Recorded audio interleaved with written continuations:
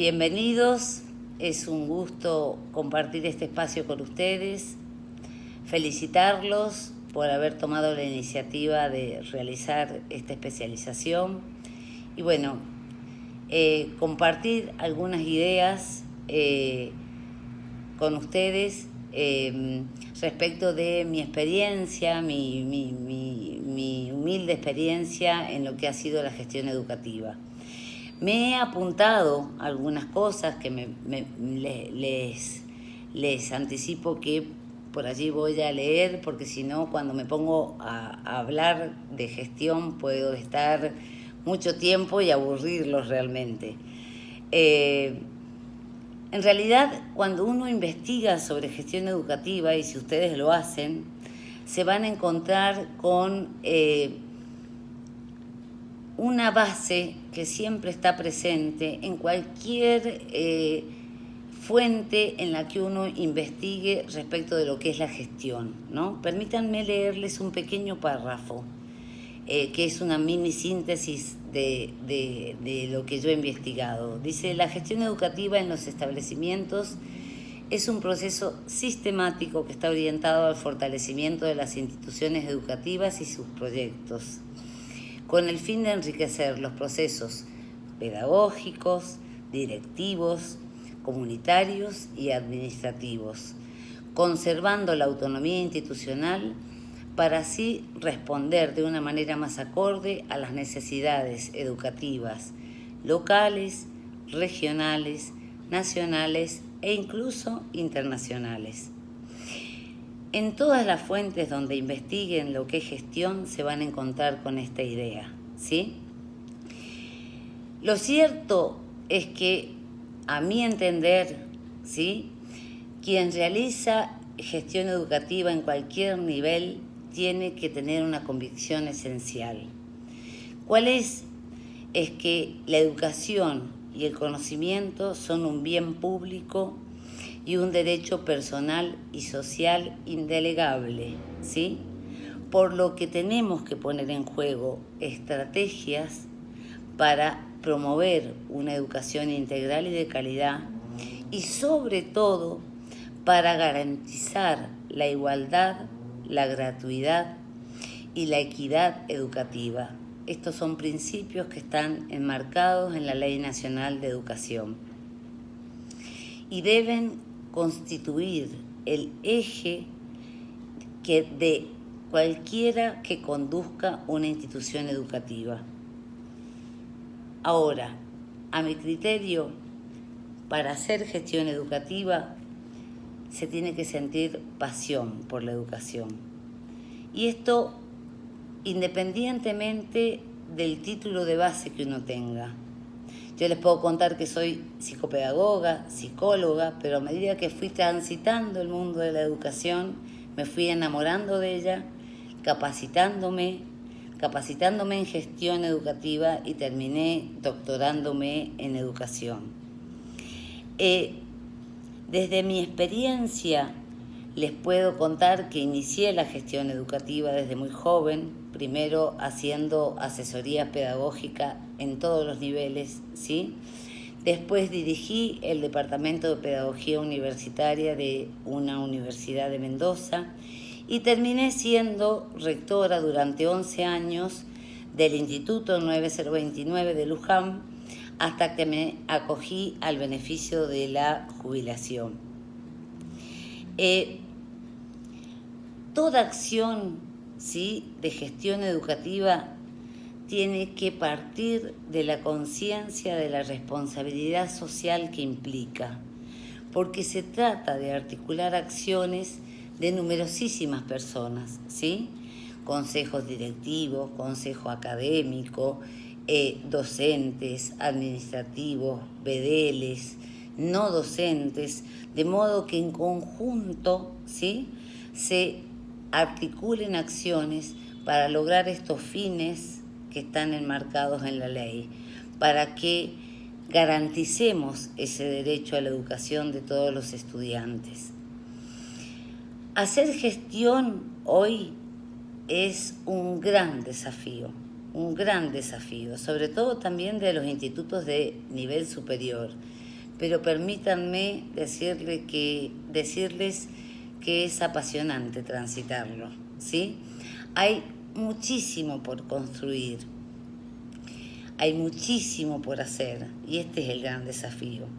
Pero si uno siente pasión por ello, se logra, se puede, se alcanza, y hay que permitirse lograrlo, porque la satisfacción que uno alcanza cuando crea, innova, realiza proyectos y diferentes acciones es grandísima, ¿sí? Creo que una gestión estratégica de calidad se basa en el liderazgo compartido, en la escucha activa de todos los actores de la comunidad, en el trabajo colaborativo. Hoy no se puede trabajar a solas, ¿sí? En la participación social responsable, saber que todo lo que uno hace como institución tiene un impacto en la comunidad, ¿sí? En la planificación estratégica y en la autoevaluación permanente, porque estos son aspectos que nos permiten ir creciendo como institución. Si uno no sabe cuáles son las debilidades de su institución, las amenazas que tiene como institución, no puede convertirlas ni en fortalezas ni en oportunidades, que es lo que estratégicamente hay que hacer. ¿Para qué? Para garantizar el crecimiento de la institución, ¿sí? Partamos también de que esta planificación estratégica y esta autoevaluación permanente nos permiten fortalecer funciones que son esenciales en el nivel, como son la docencia, la extensión o formación continua y la investigación.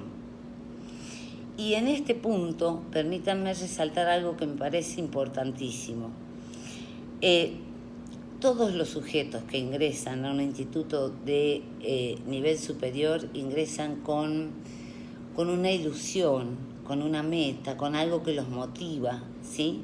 Porque quieren progresar, porque quieren profundizar sus saberes. Y en este punto, de acuerdo a la experiencia que yo tengo, si bien hay un porcentaje de alumnos y alumnas que ingresan apenas culminan su nivel secundario, hay un gran porcentaje, yo les diría más alto, de personas que no han podido hacerlo en su momento y que con muchísima ilusión, en una franja que va desde los 25 a los 35 años, inician sus estudios superiores.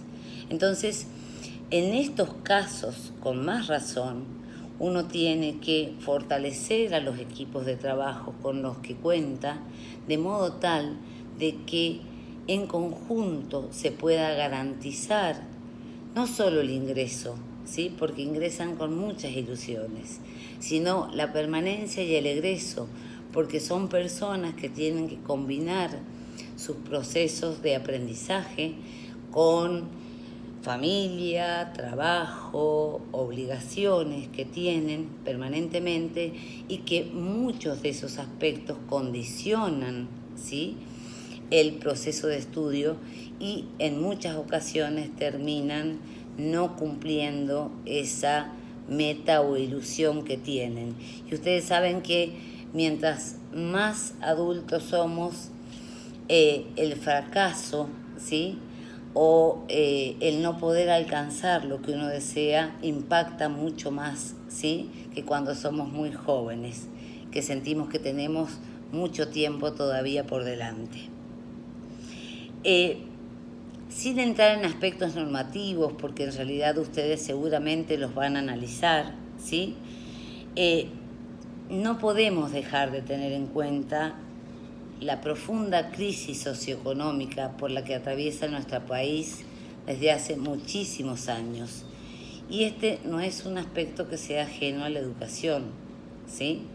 La falta de financiamiento, la falta de presupuesto en muchos ámbitos es una realidad, ¿sí?, que se nota mucho más en los institutos de educación superior porque claro, el nivel primario y el nivel secundario son obligatorios, entonces allí está más puesta la atención para garantizar el ingreso, permanencia y egreso. En cambio, como los estudios superiores no lo son, muchas veces el tema del financiamiento y el presupuesto son mucho más acotados, por lo que aquí la creatividad, la innovación, la mirada estratégica tienen que ser capacidades permanentes que ponga en juego quien gestiona una institución de educación superior, ¿sí? Porque generalmente el presupuesto suele ser bajo para potenciar las funciones de las instituciones. Históricamente creo que ha habido una falta de jerarquización y posicionamiento del nivel, ¿sí? Son muchísimos los factores que a mi entender han incidido. Yo he apuntado algunos, ¿sí? Ustedes van a ir profundizando sobre estos aspectos. Pero bueno, el primero, como les estoy diciendo, la falta de presupuesto para fortalecer las funciones del nivel ha sido uno de ellos, ¿no? El no contar con determinado financiamiento para fortalecer la función de docencia, de extensión, de investigación, condiciona notablemente a los equipos de trabajo que hacen gestión. También creo que hay una falta de articulación y de celebración de convenios con diferentes organizaciones, no solo educativas, sino gubernamentales, organizaciones a nivel regional, nacional e incluso internacionales que nos permitan realizar proyectos compartidos y que eleven la calidad de lo que realmente hacemos. También sucede lo mismo con las universidades. Hay una falta de articulación con las universidades para llevar a cabo proyectos en común, no solo para generar convenios de prosecución de estudio de nuestros alumnos y alumnas, sino para que podamos llevar a cabo proyectos en común, ¿sí? Y los niveles se vayan consolidando, porque si no funcionan muy separados. Y el primer impacto lo sufre un alumno o alumna que quiere hacer continuidad de sus estudios y genera un corte porque no hay articulación y entonces suele terminar fracasando, sino también proyectos que potencien la docencia, que potencien la formación continua y que potencien fundamentalmente la investigación. No se ha logrado hasta el momento actual establecer un régimen de dedicación de los docentes y tampoco se han completado los procesos de titularización de los docentes, ¿sí? Tampoco existen hasta el momento actual posibilidad de traslado de los diferentes docentes a una institución. ¿En qué sentido? En el sentido de llevar las horas que tienen en las diferentes instituciones a una única institución y concentrar todo su trabajo allí, porque esto en alguna medida afecta el sentido de pertenencia y la calidad de lo que el docente puede hacer. Para poder llegar a tener una masa crítica de horas que les permita afrontar todas las dificultades socioeconómicas que hoy estamos viviendo, el docente tiene que salir a buscar diferentes oportunidades en distintas instituciones y esto en alguna medida lo convierte en lo que llamamos el profesor taxi, ¿no? Y bueno,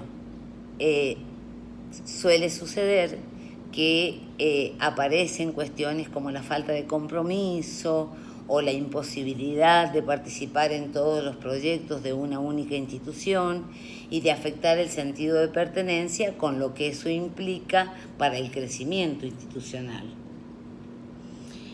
Tampoco creo que se ha consolidado una política de evaluación o autoevaluación institucional y esto es fundamental, ¿sí? Saber dónde estamos parados, saber qué debilidades tenemos, saber qué fortalezas tenemos, saber cuáles son las amenazas que inciden sobre nuestra institución y convertirlas en oportunidades es fundamental. Y esto uno lo logra solamente si pone en juego procesos de autoevaluación. Y en esto todavía creo que somos sinceramente muy débiles, aunque paulatinamente se está avanzando en este proceso. Como les señalé o les he estado mencionando, los procesos de desgranamiento y deserción siguen siendo altos, por más que uno intenta trabajar determinadas estrategias para garantizar el ingreso, la permanencia y el egreso. Todavía el proceso de desgranamiento y deserción es alto. Hay que profundizar el trabajo en esto, ¿sí? Hay, a mi criterio, una alta concentración de ofertas en los institutos de mayor antigüedad, ¿sí?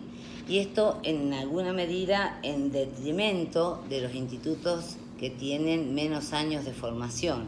Y no siempre esta concentración de ofertas responde a las necesidades de la zona. Esto en alguna medida se está modificando, ¿sí? Pero, esta alta concentración de ofertas en alguna medida incide o perjudica a los institutos más jóvenes o de creación más reciente. ¿Por qué? Porque está la falta de presupuesto para generar más ofertas o más comisiones que permitan atender a las demandas que surgen de una zona.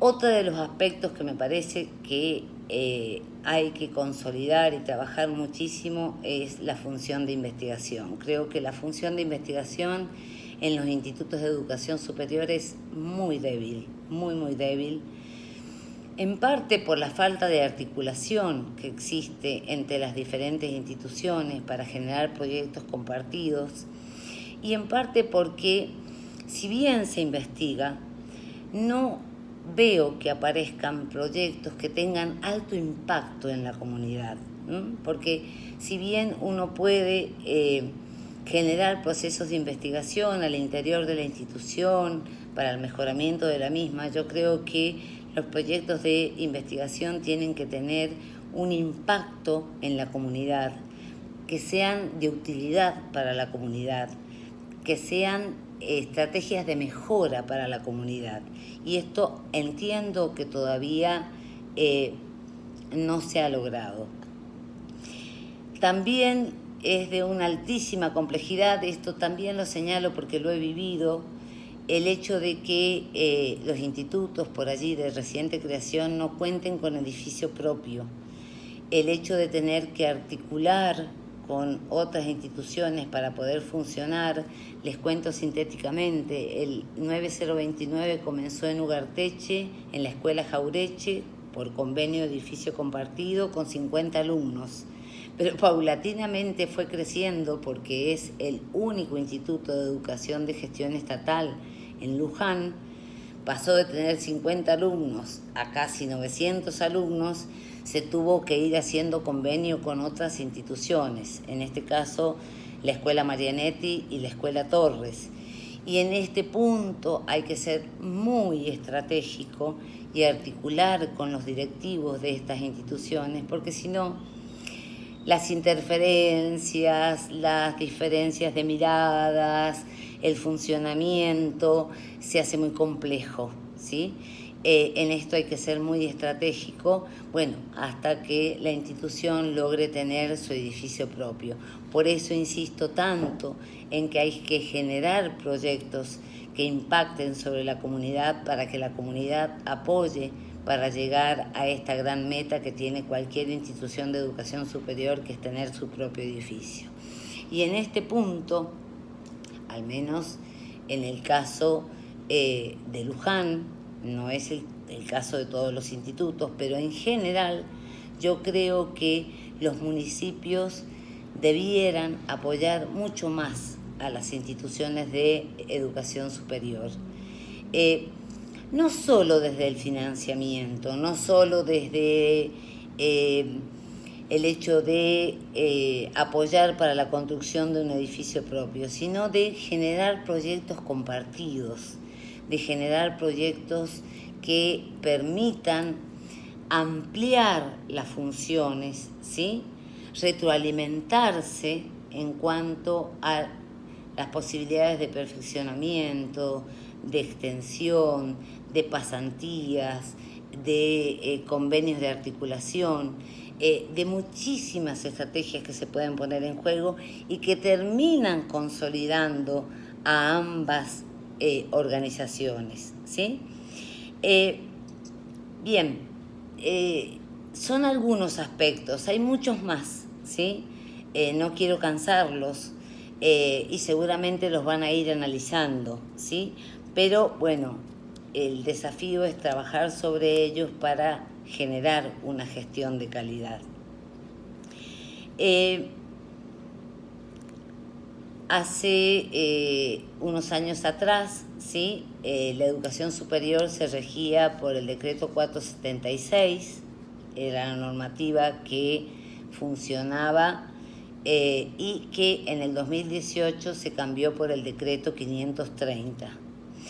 Este decreto inicialmente generó cierta inestabilidad, desestabilización, porque, bueno, hay muchos aspectos por analizar, pero en general los equipos directivos se sintieron un poco desestabilizados porque, bueno, se regulaba muchísimo más el funcionamiento de las instituciones de nivel superior y en alguna medida se sentía el temor de perder cierta autonomía institucional.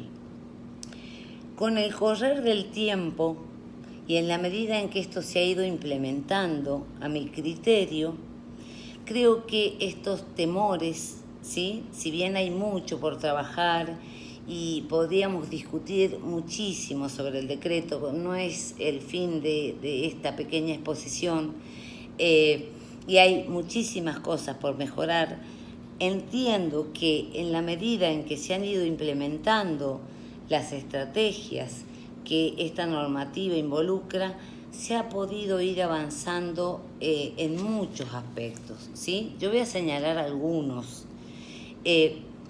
Por ejemplo, se ha profundizado muchísimo la capacitación para el personal de gestión, ¿sí? Se comenzó haciendo un curso de gestión educativa para rectores que estuvo dictado por diferentes especialistas donde participamos todos los rectores y fue de un gran valor agregado a la gestión.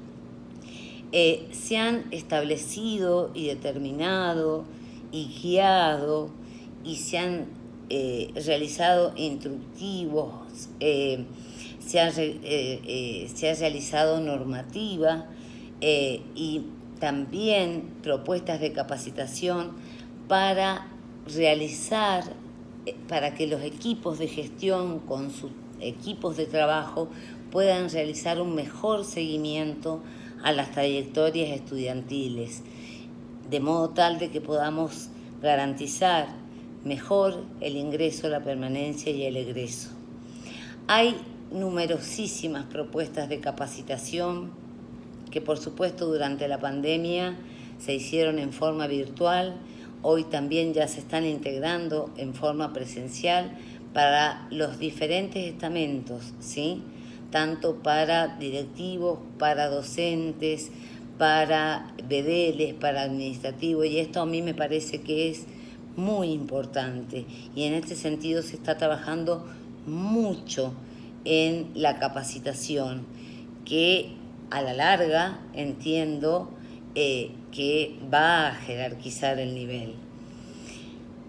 Hay una regulación más equitativa de las ofertas respecto de lo que yo les hablaba de la altísima concentración de las ofertas en los institutos más antiguos. Se ha producido un proceso de análisis profundo de la oferta de cada institución y ha habido una regulación mejor atendiendo a las necesidades que tiene cada zona, porque aquí no se trata de abrir ofertas por abrirlas, sino que se trata de hacer aperturas de ofertas que sean de beneficio para la comunidad educativa, ¿sí? Entonces, perdón, no solo para la comunidad educativa, sino para la comunidad local, la comunidad, la zona de influencia donde uno actúa. Entonces, también atado a esto, se han determinado carreras prioritarias. En alguna medida, esta estrategia generó mucha controversia, ¿sí? Pero, a mi criterio, el que la Coordinación General de Superior pueda decirnos, miren, estas carreras son las que más demanda el mercado laboral hoy, me parece que es interesante, porque uno, si no tiene la oferta, puede generar también propuestas de capacitación que apoyen a esto que necesita el mercado laboral, que apoyen a estos alumnos que tienen a lo mejor la titulación en una de estas carreras prioritarias y que fortalezcan sus capacidades para poder desempeñarse adecuadamente en el medio donde están desempeñándose. Han puesto en juego, ¿sí?, desde la coordinación, muchísimas estrategias de articulación entre los institutos. Esto me parece muy importante, que se trabaje por zona, que se establezcan proyectos en común, que podamos articular acciones. Esto creo que fortalece el trabajo en equipo, insisto, no se puede trabajar a solas. Y mientras más potenciemos la articulación entre las diferentes instituciones, más vamos a fortalecer al nivel, ¿sí? Incluso ya el año pasado se implementó un proyecto de fortalecimiento institucional financiado por el Instituto Nacional de Formación Docente para todas las carreras de formación docente y que es de altísima calidad. Todo lo que hace el INFOT, Instituto Nacional de Formación Docente, como el INET, el Instituto Nacional de Formación Técnica, son propuestas de altísima calidad, que hay que atenderlas, que hay que recibirlas y que hay que potenciarlas, ¿sí? También hay un fortalecimiento que me parece fundamental de las prácticas profesionales, tanto docentes como técnicas, ¿sí? En esto se ha trabajado muchísimo para fortalecer los perfiles de egreso tanto de los profesionales en el ámbito de la docencia como en el ámbito de la formación técnica. Hay un mayor acompañamiento a los procesos de autoevaluación institucional, creo que esto es central, que es un eje, y este acompañamiento tiene que ser muy bien recibido por los equipos de gestión, porque como les dije anteriormente, si no sabemos hacer autoevaluación institucional para potenciar en qué somos fuertes y para convertir las amenazas en oportunidades, nuestra gestión se deteriora, ¿sí? Otra estrategia que me parece muy importante es que se ha implementado el secundario a distancia, ¿sí? Ustedes saben que la ley establece que los mayores de 25 años con secundario incompleto pueden ingresar a los institutos de nivel superior con un proceso de evaluación. Bueno, este proceso de evaluación hoy está más regulado y coordinado por la CEGES, por la Coordinación de Educación Superior, y a la vez, para fortalecer el futuro desempeño laboral de los sujetos que ingresan sin el secundario, se ha puesto en marcha el secundario a distancia. Hay institutos que son nodos, se les llama nodos a los institutos que dictan este secundario. En el caso del 9029 ha habido un crecimiento exponencial de alumnos que desean continuar con el nivel secundario para luego hacer la prosecución de estudios hacia el nivel superior. Y esto me parece sumamente interesante. Insisto, yo soy una persona que cree profundamente en la presencialidad, ¿sí? Pero también creo profundamente en la virtualidad. Durante la pandemia, obviamente, todos sabemos que la enseñanza estuvo centrada fundamentalmente en la virtualidad. Y esto recibió muchas críticas. Yo entiendo que cuando se hace bimodalidad y se hace la bimodalidad, combinación de las instancias presenciales y las instancias virtuales, y se hacen adecuadamente, genera un valor agregado altísimo, no solo al profesor que desarrolla las propuestas, sino y sobre todo a los alumnos que se tienen que capacitar en estas estrategias, porque estas estrategias son las que pide fundamentalmente hoy no solo el mercado regional, sino el nacional y sobre todo el internacional. Entonces, también creo profundamente en la virtualidad, porque no creo que deteriore los procesos de enseñanza si se hace adecuadamente, ¿sí? Por eso el tema del secundario de distancia me parece fundamental, y el tema de que más allá de que se haya vuelto a la presencialidad, se sigan instrumentando estrategias de educación virtual que complementen a esta presencialidad, me parece que genera un valor agregado altísimo y jerarquiza sobre todo el nivel. También hay un permanente acompañamiento a los equipos de gestión y a las diferentes instituciones respecto de jornadas institucionales, donde las estrategias y los contenidos que se analizan son muy, pero muy interesantes, ¿sí? Y que brindan herramientas para poder fortalecer la gestión estratégica, ¿sí?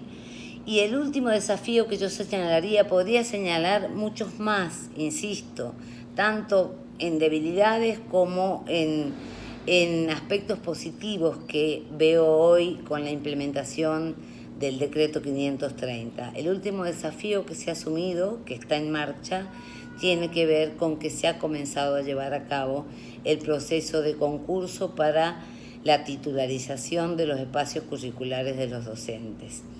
A ver, en un primer momento esto generó mucho temor, porque para nadie es simple concursar. Se concursa para ser rector, se concursa para ser vicerrector, se concursa con determinadas condiciones y requisitos, y esto siempre genera cierta incomodidad o temor, pero también jerarquiza. No es lo mismo estar en un cargo porque me analizaron los antecedentes que estar en un cargo porque mi propuesta de enseñanza fue escuchada por un jurado, mi propuesta de gestión fue escuchada por un jurado, fue valorada por un jurado y fue legitimada por ese jurado. Esto a la larga va a terminar jerarquizando el nivel. Hoy se están llevando a cabo los procesos de titularización. Es un desafío enorme para la CEGES y para muchísimos rectores que están participando también como jurados, pero creo que es una estrategia muy productiva, más allá de que pueda generar estas incomodidades o estos miedos. Creo que es una estrategia muy seria, muy productiva y que termina jerarquizando al docente o al directivo en su ámbito de incumbencia, en su ámbito de gestión. A ver, podría seguir señalando aspectos positivos, ¿sí? Pero tampoco quiero que piensen que tengo una mirada muy subjetiva respecto de lo que se está haciendo en la gestión actual. Creo que hay cosas que hay que revisarlas, creo que hay aspectos que hay que analizarlos, creo que, insisto, hay que trabajar en conjunto, no se pueden hacer las cosas a solas. Y en esto entiendo que la CEGES ha tenido la suficiente apertura para escuchar a los equipos de gestión y en función de ello ir adecuando estrategia. Lo que sí creo, en definitiva, es que hay que conocer en profundidad el nivel, que hay que conocer en profundidad la normativa que rige al nivel, que hay que, por supuesto, tomar las debilidades que uno detecta en un proceso de evaluación permanente y convertirlas en fortalezas, y tomar las amenazas que uno detecta con sus equipos de trabajo y convertirlas en oportunidades. Y esto, por supuesto, depende de una planificación estratégica permanente y de un proceso de evaluación institucional permanente. Por eso he señalado desde el comienzo que para hacer gestión educativa de calidad hay que sentir pasión por la educación, ser estratégico en la toma de decisiones y conformar equipos de trabajo que se comprometan con el crecimiento institucional y que sientan la misma pasión que uno siente por hacer crecer a la institución y por los sueños de esos alumnos que confían en nosotros, en todos, no solo en un rector o en una vicerrectora o un vicerrector, sino en todos los actores institucionales para llegar a cumplir sus metas, ¿sí? Bien, aquí termino. Es una breve síntesis. Podría hablar muchísimo más, pero no deseo cansarlos. Sí quedo abierta a todas las inquietudes o dudas que quieran plantearlas en el marco del postítulo, y si desean que participe resolviendo alguna inquietud o duda, con todo gusto lo voy a hacer. Muchísimas gracias por escucharme y les deseo muchísimo éxito en esto que han emprendido. Gracias.